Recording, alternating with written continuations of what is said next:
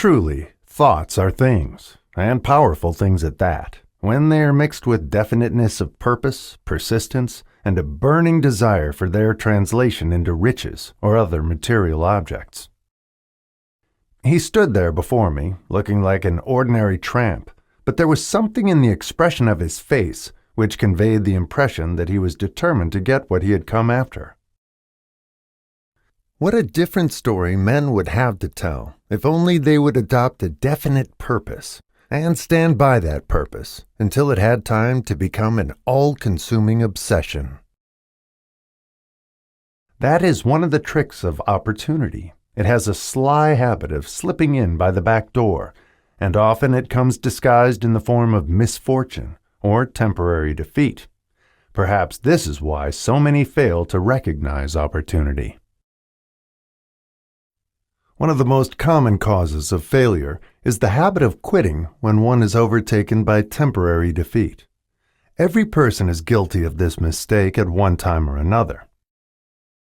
Before success comes in any man's life, he is sure to meet with much temporary defeat and perhaps some failure.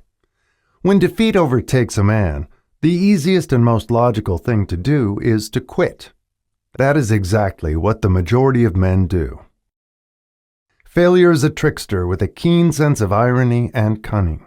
It takes great delight in tripping one when success is almost within reach.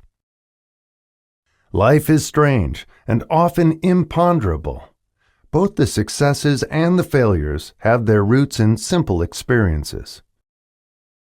But what of the man who has neither the time nor the inclination to study failure in search of knowledge that may lead to success?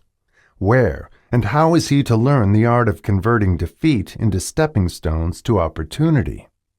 In answer to these questions, this book was written. The answer called for a description of 13 principles, but remember, as you read, the answer you may be seeking to the questions which have caused you to ponder over the strangeness of life may be found in your own mind through some idea, plan, or purpose which may spring into your mind as you read.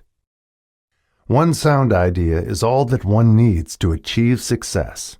The principles described in this book contain the best and the most practical of all that is known concerning ways and means of creating useful ideas.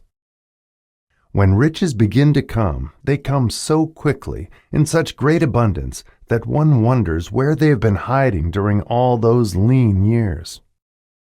When you begin to think and grow rich, you will observe that riches begin with a state of mind, with definiteness of purpose, with little or no hard work. One of the main weaknesses of mankind is the average man's familiarity with the word impossible. He knows all the rules which will not work. He knows all the things which cannot be done. Success comes to those who become success conscious. Failure comes to those who indifferently allow themselves to become failure conscious. The object of this book is to help all who seek it to learn the art of changing their minds from failure consciousness to success consciousness.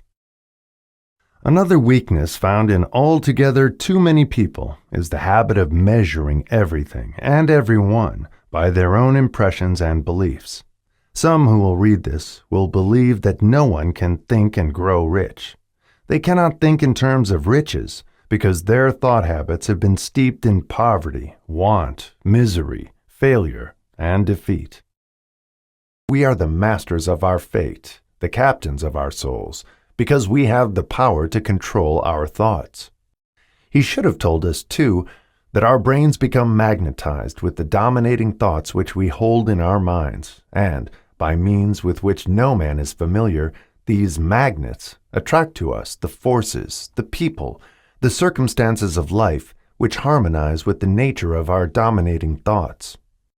He should have told us that before we can accumulate riches in great abundance, we must magnetize our minds with intense desire for riches, that we must become money conscious until the desire for money drives us to create definite plans for acquiring it.